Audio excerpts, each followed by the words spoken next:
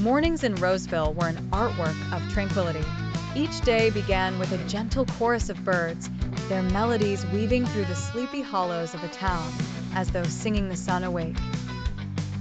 Ethereal mists lifted lazily from the dew-kissed grass, revealing a tapestry of pastels splattered across the early sky.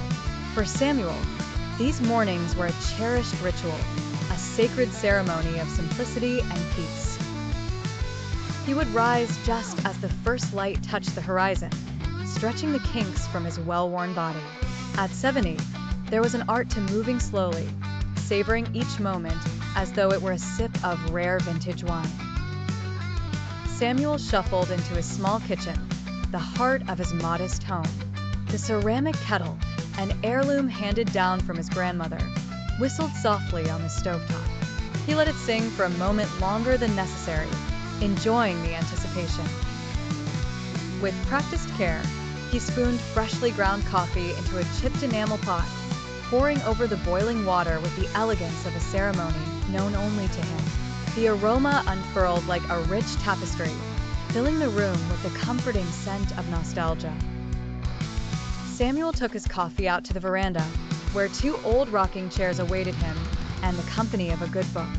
He chose the one facing the garden, a riot of color and life that he had nurtured over the years. Settling into the chair, he wrapped his hands around the warm mug and took a tentative sip. The warmth seeped into his fingers, traveled up his arms, and embraced his soul. A contented sigh escaped his lips, mingling with the morning air. Moments like these, he thought, were the essence of a well-lived life. Every leaf, every petal seemed to glow under the golden touch of dawn. There were no pressing matters, no urgency, just the sweet, unhurried symphony of existence. The distant hum of bees visiting their floral friends, the rustle of the wind through the trees, the occasional twitter of a bird, all were parts of a harmonious whole.